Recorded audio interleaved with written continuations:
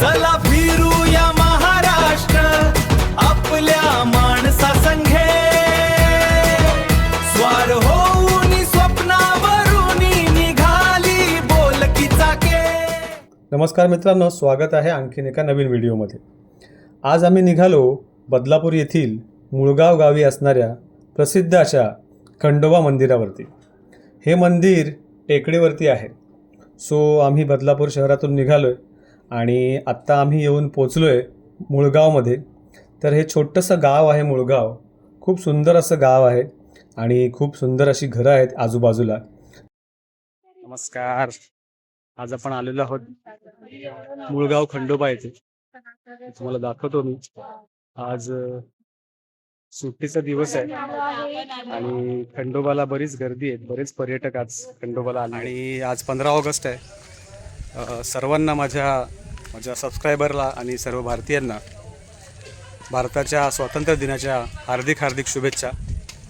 चला आपण आज आपली खंडोबा दर्शनाचा व्हिडिओ जो आहे तो तुमच्यासाठी घेऊन येतोय। सुरुवातीलाच एक मंदिर लागतं। हे मंदिर बानुबाईचं मंदिर असं संबोधलं जातं, हे बघा। या बानुबाईचं दर्शन घेऊन आपण खंडोबाच्या दर्शनाला पुढे जाणार। आपण वरती आलो आहे आणि अजून बऱ्याचशा पायऱ्या चढायच्या आहेत। तर हळूहळू हा प्रवास सुरू होतो आणि इथे भरपूरशी गर्द अशी झाडी आहे, मोठं जंगल आहे, हे बघा। खूप सारं जंगल या ठिकाणी आहे, भरपूर सारी वनस्पती आणि आपल्याला दिसून येते।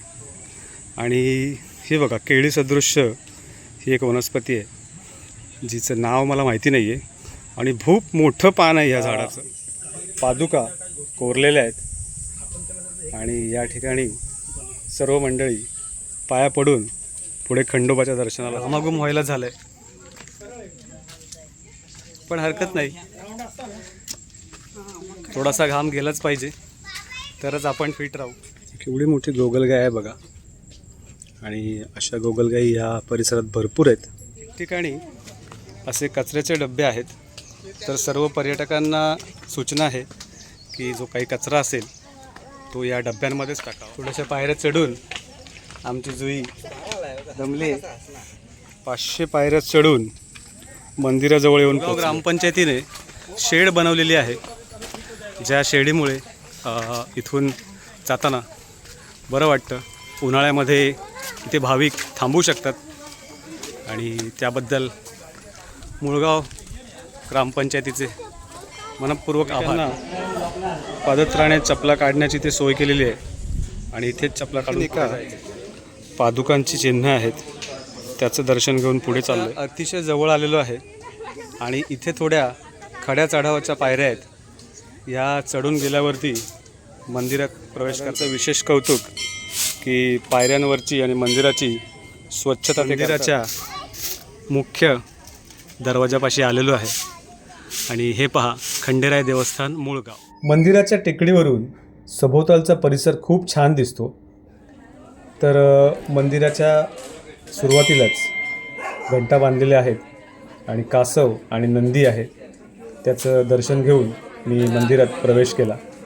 मंदिरामध्ये खंडोबाची एक सुंदर अशी मूर्ती आहे।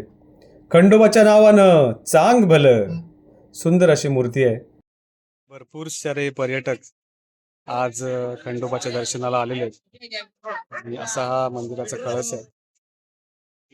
इथलं वातावरण अतिशय सुंदर आहे, फारच सुंदर नजारा आहे। आणि समोर तुम्हाला दिसत असेल हे बारवी धरण आहे आणि बारवी धरणाच्या आजूबाजूचा जंगलाचा प्रदेशही इथून दिसतो। खूप सुंदर आणि हिरवगार निसर्ग इथून दिसतो आणि इथून वांगणी शहर पण दिसतंय। हे बघ, खंडोबा देवाचं चांगलं दर्शन करून आम्ही आता परत निघालोय आणि पावसाचं वातावरण, पायऱ्या उतरायला लागलोय। हे बघा, हळूहळू तर पायऱ्या उतरतो आणि खूप छान झाला हा आजचा व्हिडिओ। आजचं दर्शन पण छान झालं। लांबूनच पाऊस येतो हे दिसतंय, पावसाने जोरदार हजेरी लावली आहे। श्रावण महिन्यात सणासुदीला सुरुवात होते, तर श्रावण स्पेशल म्हणून हा व्हिडिओ तुमच्यासाठी केलेला आहे। तर हा व्हिडिओ आवडल्यास आमच्या चॅनलला सबस्क्राईब करा, कमेंट करा, लाईक करा आणि तुमच्या मित्रांना जरूर शेअर करा। तर भेटू पुढील व्हिडिओमध्ये। धन्यवाद.